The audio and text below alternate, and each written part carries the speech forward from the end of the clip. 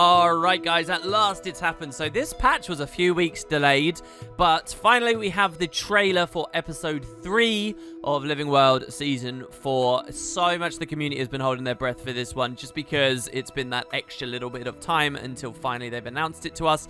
And well, with the announcement of the trailer, as always, that means the patch itself goes live in 1 week exactly. So this one is called Long Live the Lich. Today we are, in classic fashion, going to watch the trailer and we're going to break it down and see what we learn about it. There's some pretty phenomenal stuff here, including, it seems, a lot of feedback that the devs took from the community as they went forward. The tagline to it, as the YouTube description here reads, is Terror Reigns Eternal in episode 3 of Living World Season 4. They don't actually have a dedicated page for it as far as I can tell, and yesterday they seemed to accidentally leak this on the in-game launcher a bit early, but here it is. So without anything more, let's watch and see what we think.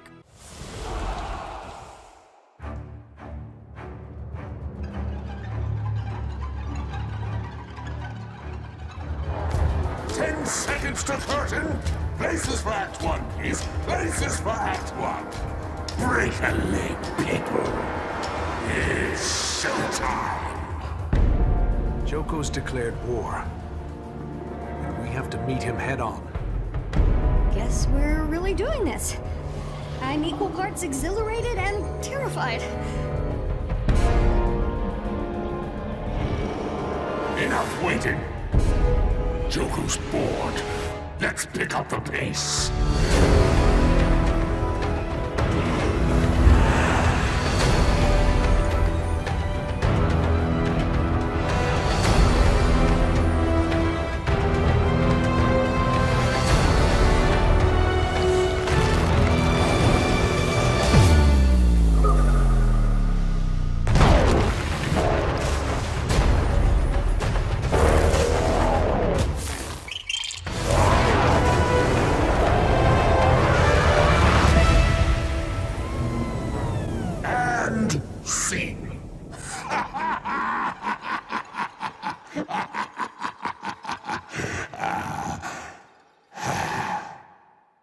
Alright, so there it is, and obviously the main crazy thing that the trailer has revealed is this. I don't know how many of us were expecting it at this point, but there is a new mount coming with Living Worlds. I definitely was in the camp where I thought this was more going to be an expansions only thing, but they're really dumping it all in there. I remember right when episode 1 of season 4 came out, we speculated they could add a mount there, and then throughout the rest of the season we get masteries to augment it further and further and further, but then they didn't, and the mastery thing seemed to just be this weird thing to do with the magic and Aurene. So yeah, this is totally out of the blue. We will talk a lot about that in the video here, but let's go back to the start of the trailer and work our way through it. The other thing I'll say just broadly about this, as exciting as it all is the dialogue in the background. There's a lot less to pick at on this than there have been classically in some of the other trailers. So what do we get? Well, Joko wandering around here early on talking about theater style stuff. He's basically saying, everybody get ready for Act 1. Joko's bored, let's deal with it. And you don't really get anything else. The most we hear is our player character's voice. If you're playing a male human, that is. That's this voice here. Joko's declared war, and we have to meet him head on. Now, the story, even from when the most recent expansion, Path of Fire itself, came out, we know that it's been headed towards this, but it seems like this might be, for lack of a better term, the flashpoint for this going forward. I reckon the rest of the season will be about this war with Joko. Kind of like the expansion was to do with the Balthazar side of things, the season is to do with Joko, and somehow they'll weave Kraukatoric in at the same time. But yeah, Joko declared war, let's meet him head on, and everyone's like, wow, we're really doing this. What I also find quite interesting is right at the end of the trailer, we get this line here. And scene. Where, as we watch the trailer, we hear him say, and scene, and it kind of makes sense for the trailer, and you think, oh, that's to get us hyped. But don't forget, they pull that actual information out of the patches themselves. So there will be a point where Joko says that. Doesn't that sound like some kind of nice, menacing final line as he has a great victory over us? So maybe we're going to hit him head on in this patch, and he's going to sort of slam dunk us. He's going to destroy us. I really like the idea. Obviously, he's our big antagonist right now, and he's a Lich, right? The whole point of the Lich is you kill kill a Lich, it comes back. You kill a Lich, it comes back. And we haven't really seen any of that with Joko just yet. We've heard a lot about it. We know that that's the story. We know that ages ago, the ancient Elonans defeated Joko with the help of Chiriosa, but then they eventually couldn't destroy him, so they just had to imprison him. I like the idea that maybe, and I'll just throw it out here from the trailer, my initial speculation is that maybe in the story, we will attack Joko head on, take him out, but he will have accounted for that. Then he'll rise from the grave again, and it will turn out we've been baited into some kind of trap, and boom, he wins. Then he says that line at the end of the trailer. That's my general speculation right now, and I think that will be really cool to see firsthand what the ancient Elonans had to deal with. And then the story becomes, okay, how do you kill a Lich? Which is really what they've been flirting with for ages, and we look back at the old game and the fact we managed to defeat Vizier Kilbron as a Lich on a Bloodstone. Maybe we go to the Bloodstones. Anyway, I digress. Right, let's do some frame by frame. I know you guys are all excited about it. Let's actually scroll through, and yeah, we've got so much to talk about. Not just story, but features as well, and that's what has got me really on edge with this trailer. So, they open up with Joko walking in a room full of undead, and I mean truly full of awakened. The way they amble about in the background here with the, you know, out of focus, you might think of these as just bumbling about, not doing anything important. But remember, these are awakened, guys. They're not risen. They're not other varieties of undead we've seen before. They're not just classic necromancer minions. They are awakened. So in theory, they all have personality, and they all know themselves, and they all have a lot to contribute. And I find shots like this really kind of funny, because in some ways the game emphasizes that really well, and then you get moments like this where it's like they are just mindless minions. Nonetheless, you hear Joko here, you know, this is a serious thing for him. He's enacting war upon people, and he's just so casual and relaxed about it after hundreds of years of just being the big man in charge. So he's kind of like flirting and joking around a lot. But I like the idea that that is actually to impress these awakened, because he knows they can actually properly hear him, even though they might not look like it. There is a bit of like back and forth going here. As well, I'll say about Joko's tone as he says these lines at the start of the trailer. He's way more relaxed and casual. Look at the way he moves. The animations, the mocap on him is awesome. That might not sit very well for many of you Guild Wars 2 only players, because so far, Joko has been a real menace. He's been kind of funny-ish every now and then, but he's just been a menace. But for the Guild Wars 1 players, I think we're really excited about this.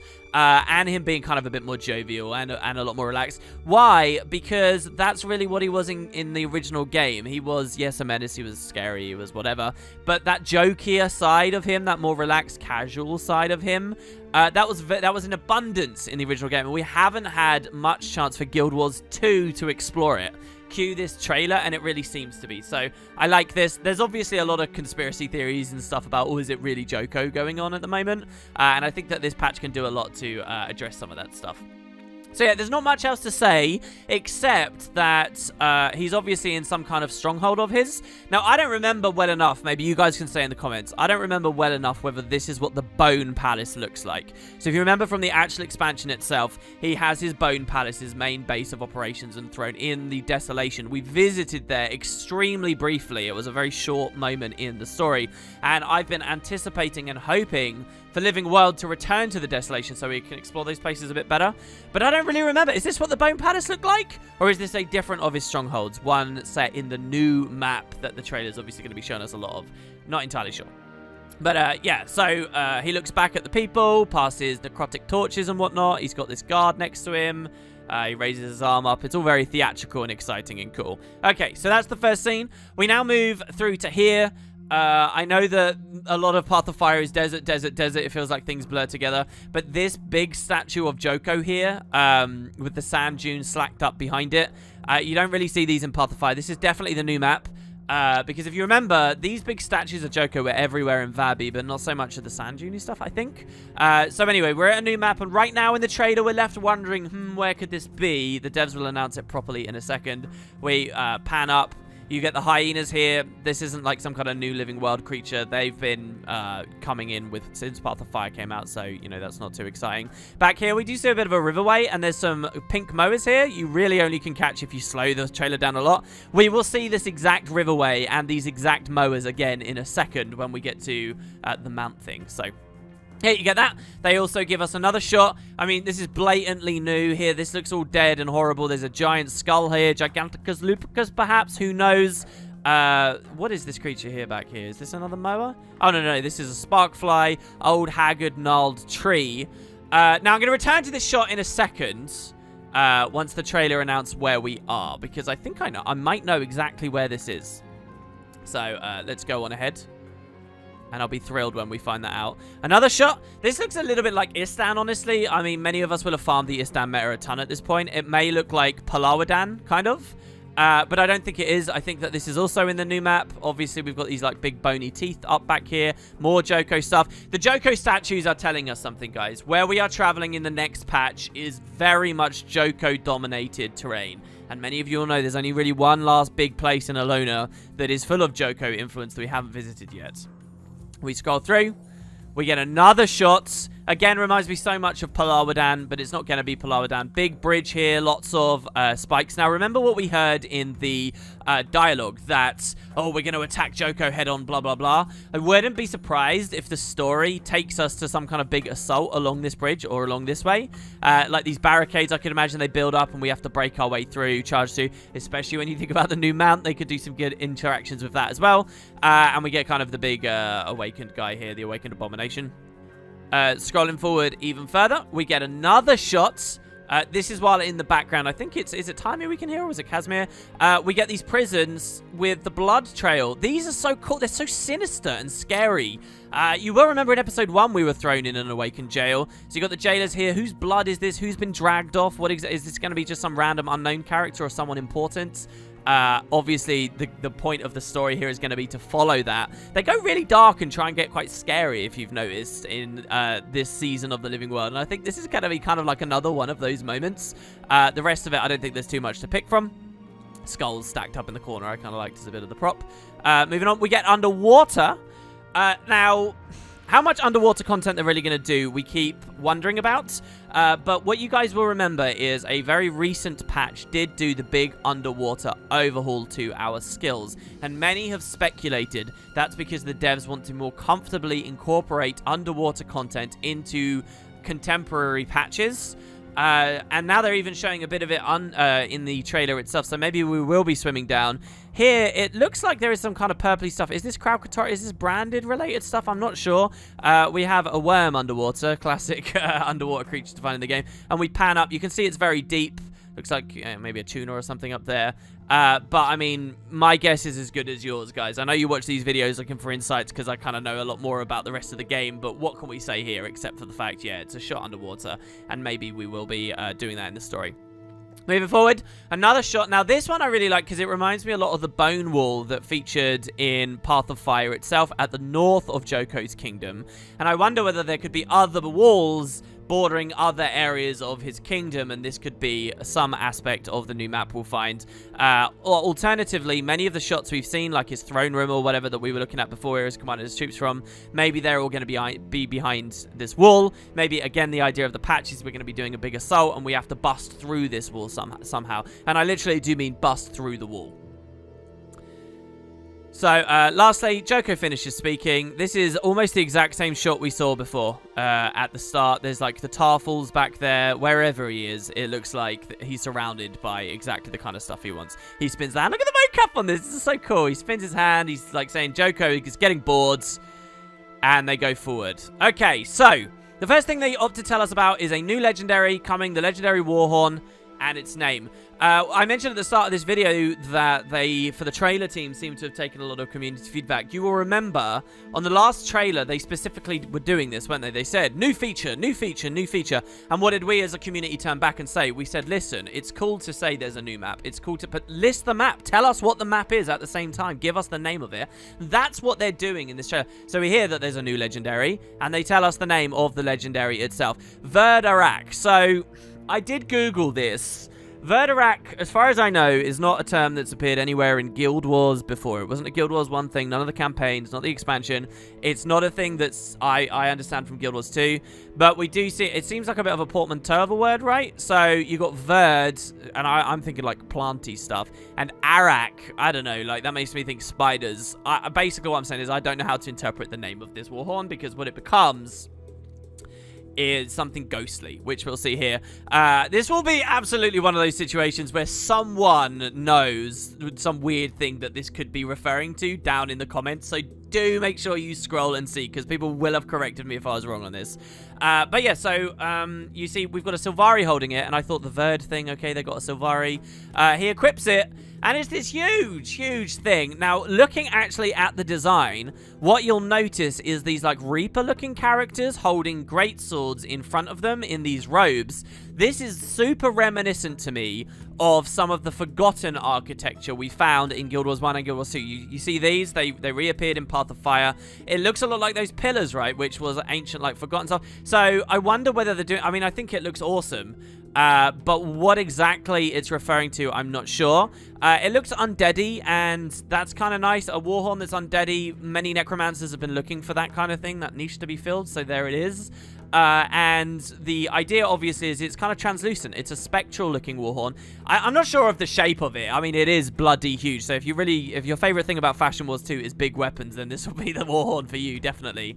But the idea is, as they blow it now, once you equip it, it becomes solid, which is also kind of nice. So it's got like that unsheath effect. It becomes fully corporeal, and then all of these spirits come rushing out towards the camera very briefly. Now, you remember last episode's Claw of the Carner, the legendary dagger, that did something too. You unequipped it, and the warband sort of floated around you. Well, we have a similar thing here. This Sylvari hasn't actually used any of the abilities that would be associated with this Warhorn. It's just on equipping it, you get all this kind of nice stuff going on where these ghosts charge forward. Now, I have... this is actually kind of lucky on the frame by frame here. We've paused at the right time. I have tried to figure out what these look like. They kind of just look like generic specters to me. They look like wraiths in and of themselves, actually. A bit like risen wraiths, actually. This guy even looks like he's holding a bottle there a bit, but I'm not sure whether they're specific characters. Like with the Claw of the Carner, we could suggest that they were specific characters. With this one, I don't know. They kind of just race forwards. There is other stuff with the Warhorn that's really fun, and the trailer doesn't show.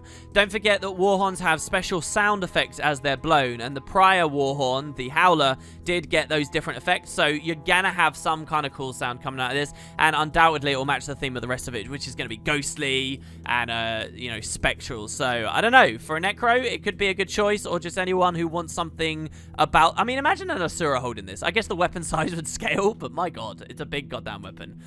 So yeah, new legendary, they tell us that. And now finally, here we go. I've been avoiding it the whole time.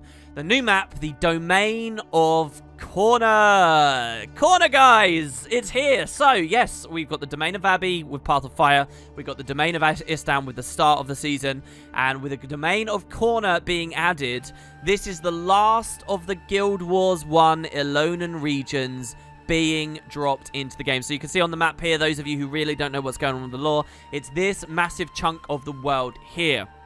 Now, I will say straight away that one of the most prominent landmarks in Corner was the Moon Fortress city of Gandara down here. That, I seriously doubt is going to be in this patch. I reckon Gandara will be like its own thing later on.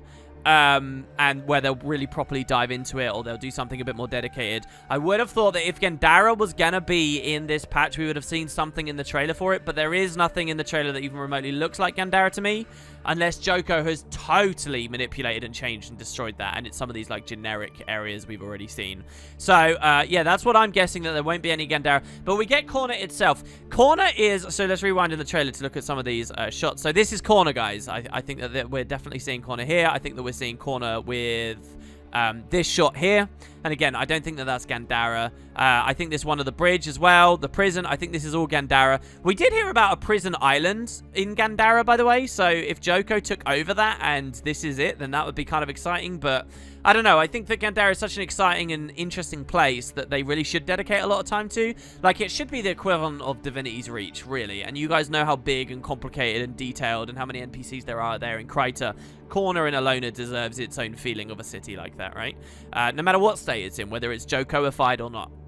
But yeah, these areas are Corner. One of the fun things to say here is I was wrong with this. I really thought we were going to get more of the Domain of Istan this patch. I thought we'd be going to the Isna Isles based on the underwater update and all of that. But they're giving us Corner instead. So this will be big, okay? At least it should be the size of Vabi. And there's many, many, many exciting things to look out for. The Grand Cataract, where Joko was once upon a time defeated. The tomb, where he'd been imprisoned and the Order of Whispers watched over him for so long. The original Chantry of Secrets. Not the Chantry that we see in the Desolation in Path of Fire. Not the Chantry that we see in Bloodtide Coast in Core Guild Wars 2. The original Chantry of Secrets with the original statues of the human gods. All of that stuff. The original statue of Cormyr after her initial ascension. All of that is going to be in this patch, it seems. And then, also, going back to the tree I was showing you, or the trailer hinted at just for a very brief moment. Where are you, tree? We've got to find it somewhere. Here, this tree here. Returning to this shop, another really fascinating thing that we saw in Corner in Guild Wars 1 was just on the borders to the Desolation, on a map called Shirai's Procession, I think it was, where there started to be big bones, and we were on the, you know, the distinct area between the two, which is what I think we're looking at here. This is Guild Wars 2, very north corner. I think we saw a tree called an ancestor tree that the centaurs knew a lot about and revered. Centaurs obviously all gone and turned into bones now. But I wonder whether this is the wreck, the ruin of the ancestor tree that we defended back then. And that had some really interesting lore in its seeming similarities to the Grove and stuff to do with the Sylvari. It seemed to be this big important landmark. And now it's just been destroyed. It hasn't been tended to after the centaurs would have disappeared. But there's still some magic. There's still some stuff clinging to it. So I'm calling it now. I think this is the ancestor tree, guys. Or what remains of it. And I hope we find more about what the Veiled Runner did or whatever was going on with the centaurs there in the interim years. It seems completely abandoned and desolate now. And that's what I'm guessing we're looking at there. So that would be kind of an exciting lore bomb. So, yes, Corner, I'm really thrilled. I think I was probably looking forward to the Isn't Isles a little bit more. But Corner is definitely a really good one. And you guys can expect a lot of meaty content from this if the devs are doing it right anyway. Moving forward, so now we know all these new shots that these are going to be cornered. Here we see a great cliff. And, you know, a big drop from being up there. One thing I am excited, going back to the Grand Cataract, so the story here is Joko was basically successful in overtaking and destroying Alona, but a crack squad of remaining humans slipped behind enemy lines, got close to him, and their leader, Chirai Ossa, just this badass, played to Joko's ego and said, I want a 1v1, let's do it. And they went on a rickety bridge over a giant cataract where, you know, if one of them fell, they'd go splat and die. And they had their fight. And we saw that in Guild Wars 1. We were at the Grand Cataract of Jahai. We saw that. We saw the battle.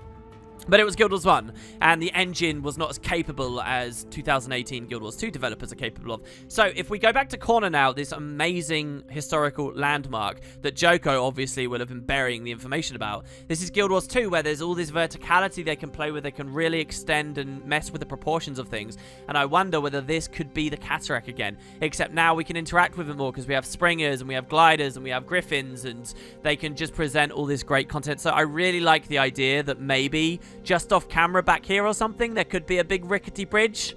Or maybe the bridge probably would have been destroyed by now, right? Joker wouldn't have left that there, surely. But, yeah, I like the idea that we can go there. There's the fortresses and stuff as well to talk about. Also, all over Corner in the original game, there were these great Corner bastions. And at each one, you could kill a boss that would give you, as a dervish, a new commune with the gods. There were several of those, 6, I think, maybe 5 of them. What will have happened to them? The Fortress of Jahai at the borders between Vabi and Corner. I'm super curious about. There's also the question of how we get into this map. Now, remember this area in Vabi, where we actually start the Griffin side quest. Is it possible that the devs will open that up, or are we going to sail there by sea from Istan, just as we did in the original game? They've got their opportunities. They could even go south of the Desolation. There's so many different entrances, and I don't know whether this exact shot we're looking at here in the trailer is going to be one of them, but yeah. Moving on, next shot. Here again, we get some kind of big stronghold of the Awakened. I'm not sure what's going on with all of this technology and stuff here. Obviously, we know, though, there was the stuff with the Inquest in the area and that the Awakened have been looking at these things. So, what their precise purpose is, I guess, will be revealed as we go through. Whether this is Gandara or not, this is the one that's most likely to look like it, if it is anywhere. But I don't know. I'm not convinced. I think this could just be any kind of town that the Awakened have, somewhere in Corner. It could even be near one of those garrisons. Another amazing landmark, by the way, would be the underground ruins of the old Sunspear Sanctuary. And I wonder whether that will appear in this patch too, or whether Joko will have found out about that, known about that, and just destroyed and buried it at this point. That was an old temple to Melandri too. Ah, so good. All right, finally, okay, we get a shot that I think is going to be really exciting. When I first saw this trailer, I looked at this, and I was like, what is that? Do I recognize that? Should I know what that is? Oh, I don't. And I got a little bit worried. I got a little bit scared. But I held it in the back of my mind, and it became clear a little bit later in the trailer. So I think I do know 100 billion% exactly what this is. And it's very exciting. There's some stuff off in the background, but we don't have to worry about too much. It's just random NPCs and things, I think. But remember that shot. The trailer will go into some other areas. Now we go to a new fractal, which is coming, called DEEPSTONE. So a new fractal's pretty good. This is not the first new fractal that this season has offered. The other new fractal that we got this season was very much to do with Alona and tied into the story really well, if you remember. In Istan, the domain of Istan, there was a big boss, Amala, who was an Awakened, and the fractal that released at the same time she was put into the game told her story of how she was corrupted. We got to fight alongside Palawa Joko. So the last new fractal we got was heavily tied to contemporary story. I think that this fractal we're getting, my guess, has got nothing to do with contemporary story. I think they're going in the complete opposite direction. I think they're giving us one that's close and one that's very far. And the one that's very far is pretty goddamn cool. Let's go forward. We hit DEEPSTONE. That might ring some bells-ish. Boom, here's the shot. Now, I don't know what this says to you guys. We get the crystal, which is pretty goddamn mysterious, to be honest. It makes me think of the guild halls and the crystals associated with that and that. But what do we get? This is kind of a crazy looking dungeon, isn't it? It's very grey, very stony, very old looking, very grand, very big. But it doesn't look like anything you'd find around here in Path of Fire regions. If we play forward again, we get this one. Again, very big, very grand. It looks like this is either cobwebbing or it's like ashen old foliage and stuff, right? That looks completely lifeless. We get these icons and traps, booby traps in this big room here. And obviously, the encounter itself looks pretty cool. Obviously, this is, we have to work our way across the room. It's very similar to what we saw in the Aetherblade hideouts a while ago. There was something like this in the Chaos Fractal. I'm really excited to see how this will work with scaling. I guess you need a player on each platform and it changes the pattern or something. It's going to be a curious one, certainly. But looking at the environment, you might think this looks kind of weird. Here's another one, a similar sort of symbol there. That might light up and glow, just like the one we saw in the previous shot. A Black Widow spider. Black Widow's in the original game only from the underworld. There was an Easter egg in Path of Fire that showed that off. Door at the back, presumably where we're trying to get to. This would be some kind of a boss. I'm a little bit disappointed we're just going to have a spider boss, but you know it's a fractal and they can add all kinds of new gimmicks and animations and things to its old abilities, so it could be fun nonetheless. I'm expecting a lot of Immobilize though. And then we move on. So we get 3 shots. I'm going to put it out there straight away. The fractal's called DEEPSTONE. I think we are looking not at Corteria, not at the Maguma Jungle, not at the Crystal Desert or Path of Fire regions, or Alona. I think we're looking at Cantha. I think we're looking at the Echo-Vowed Forest, guys. I really, really, really do. And I think the name of this, DEEPSTONE, I think this is referring to Arborstone, a great Kurzic cathedral in the petrified forests of the Echo-Vowed. So, Guild Wars 1 fans will know all about this forest. It was a big, massive, awesome forest that got turned to stone, and then we traveled to 250 years ago. Now, some of you will be sitting there thinking, but wooden potatoes, that's not all stone anymore. That's, you know, they said in the lore, they said that it had become lush again after Shiero Dagachi was dealt with and whatnot. But I say, hold there. This is fractals. Fractals can be anywhere in time. And I think we're going to play as like some tomb plunderers or something that are traveling into this place back when it was petrified. Need I not remind you that fractals have already delivered something like that to us with the Solid Ocean fractal, giving us some weird, crazy, chaotic remnants of the Jade Sea. So why couldn't there be one here of the Echo-Vowed Forest? And that excites me to no end, not just because I'm excited to see how Guild Wars 2 can deliver Echo-Vowed Forest in the stone, but also Because look at the amount of assets that are in this environment. I'm not enough of a geek to know 100% how much of this is new. But if they're custom building lots of these new assets of these big cathedrals and things, is there a chance that's because they might be doing that for the next expansion too? And they want us to start thinking about Cantha a little bit more deeply again as a community? Because we might, after this season is done, be looking at that distant continent. I don't know. That's my guess. I might be totally wrong. Going back to this, what if this is like ashen, grey, stony foliage? Maybe these are like the remains of old petrified trees or something. Or petrified webbing. I don't know. I could be wrong. It could just be some place in Nightfall. It could be all sorts. But that is what I'm guessing at. And especially the name. It just feels like Arborstone, Deepstone. I don't know. It feels like it could be it. So, yeah, that's the new Fractal, and pretty thrilled to see that there. I will, guess, stop just for a second as well. You may notice, and I'm sure people might be in a bit of an uproar about this, that there's a new Fractal this patch, but not a new raid. I think a lot of people were expecting another raid wing, and the fact that there's not a raid wing coming with this living world, I'm a bit mixed on.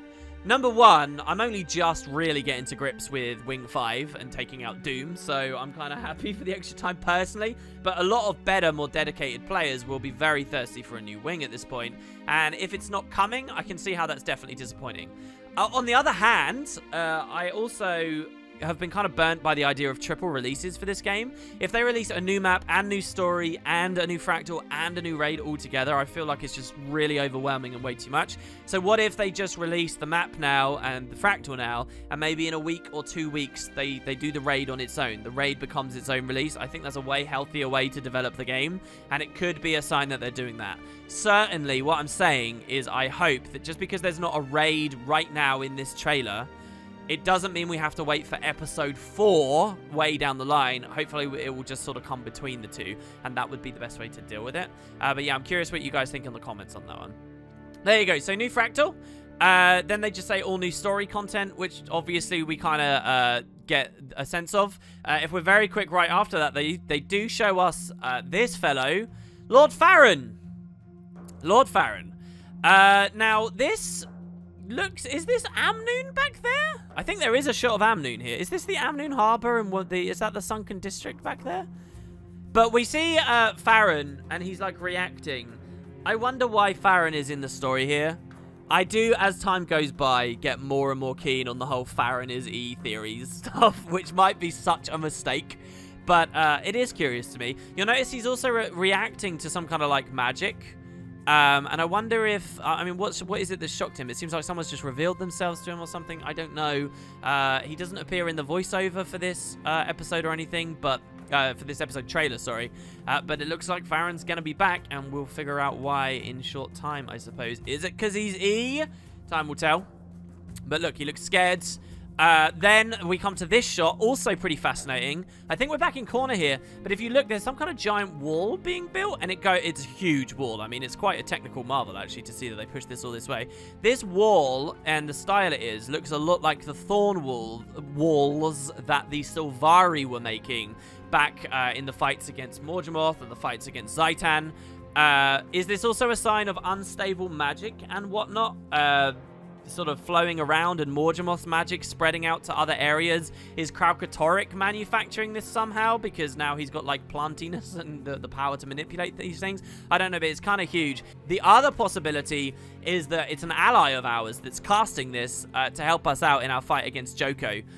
You'll also notice, last of all, that kind of the color and the little bits of detritus and things that are coming off of this feels a bit like maybe the magic that Farron was reacting to a second ago. And they do put the two shots next to each other, like, are they both kind of naturey?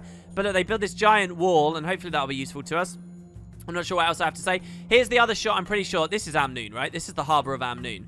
Season 4 has already given us an instance at Amnoon. If you remember, it all opened up with a giant attack from the Branded there. Well, here we see adolescent, big, badass Aurene doing what she does best, giant laser beams of death and destruction. Defending our moon, maybe? More of these pyramids. I'm pretty sure that means we will find a patch back up there.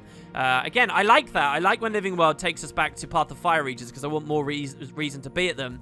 But give me one in the Desolation, ArenaNet. You barely touched the Desolation in the main story, so give me one there. All right, and then we come to this part of the trailer. I'm going to play it with the audio here. This is obviously the show stealer.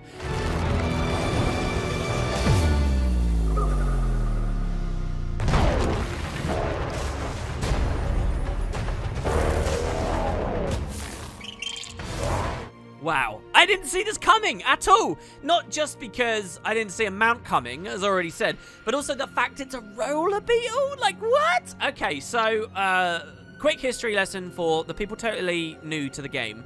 Back in Guild Wars 1, when Nightfall came out and Alona came out, the devs added all kinds of new flora and fauna. They introduced jacarandas, they introduced ibogas, they introduced mandragores, they introduced lions, and the Hecate were introduced, and crocodiles, and flamingos, and all that kind of stuff, right?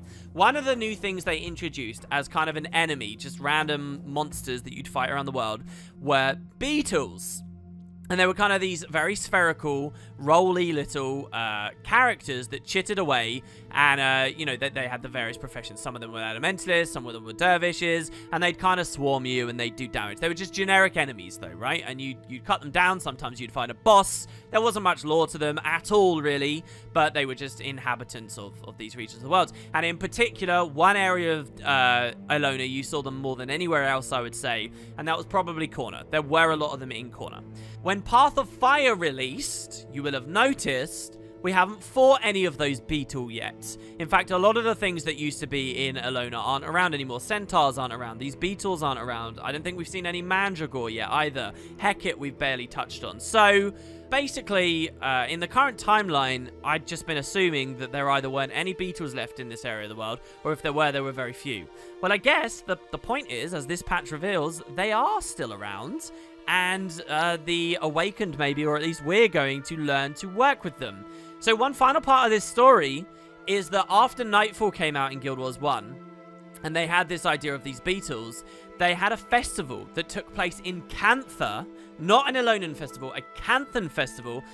One of the activities you could do there was roller beetle racing, where you would basically become the roller beetle. I'm sure I've got some footage somewhere of it on my channel somewhere, so I'll try and get you some footage of it now. You would become the roller beetle, and there was a mini game where you would race other players. You'd get different Guild Wars 1 skills as you moved around. You went up ramps, you had turbo charges, you had all kinds of fun stuff. It was Guild Wars 1's version of Mario Kart. A fun thing, but nothing too major, right? But people used to actually race on these roller beetles, and it was known as the roller beetle races. Well, it seems the devs looked at all of this and added it all together. It has been something many of us have speculated about as a mount because of their Guild Wars 1 versions basically being like mounts. And here it is in Living World. It's become a thing. We can play on our roller beetles now. A new mount coming. And they look like they handle very similarly to how they did it in the original game. The thing is, in Guild Wars 2, you'll notice we've got like this weird like apparatus. This like technological thing that's attached next to it. And the beetle rolls and we sort of get dragged along. This is different to how it worked in the original game. In the original game, if you look at this footage here, you'll notice that there is no such apparatus. That's because you kind of became the beetle and they kind of hand-waved how that happened. It was like, oh, you've been eaten by it, or you're somewhere inside it. I don't know. This Guild Wars 2 version, I think, makes a lot more sense. It would be very weird to think of a giant Norn somehow cramming itself inside the beetle and spinning around at, you know, however many revolutions per second as he flows through the desert. Obviously, all anyone can say online is pod racing, and yeah, obviously it's a big homage to that. But let's actually watch some of the gameplay that they seem to offer. It seems the devs have got a really cool idea with this in that they've got the big flowing sand dunes and we sort of rocket around and roll over them. This could basically replace, if the terrain is right, raptor travel as kind of the generic best all-rounder travel. I mean, maybe you could argue jackal is as well. I hope that they balance it right, that different terrain you still might want to be on a jackal, different terrain you still might want to be on a raptor. But I think that if we're ever going to have a top speed mount, it's going to be the roller beetles. I really think it will be. In Guild Wars 1, there was a mechanic where if you were going downhill, you'd speed up, and if you were going uphill, you'd slow down. I reckon that'll be back in Guild Wars 2, and if you play your cards right, I reckon you can get a lot of speed by rolling down a hill, and then use like your space bar or you know, your special ability to like boost. I think that's probably what you'll get.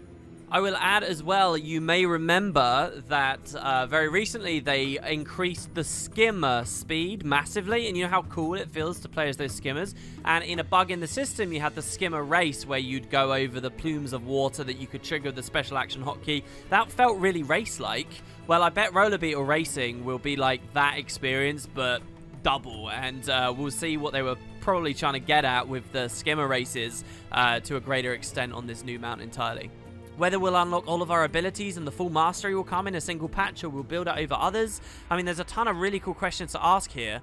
But I think this also suggests something else about this map, that it's probably going to be a really big map corner, and there'll be plenty of vast space to roll around like this.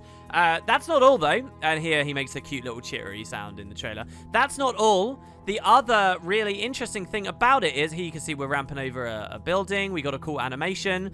This was one of the main things that sold Path of Fire a lot of copies. Cool little flavor things for sitting around on mounts, and we get to examine and experience all of those again. We get to see how these guys die. We get to give them skins, probably, as well. I mean, that's going to be an obvious cash cow for the devs, so they'll do it.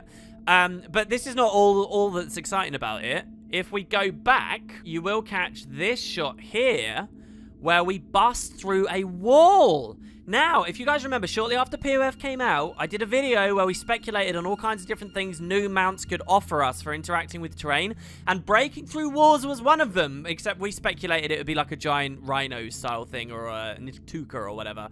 Turns out it's the roller beetles. We're going to be able to break through stuff. And so, this is kind of amazing. Now we can go back to earlier areas of the trailer. Now, remember when it showed us just before Deepstone this shot?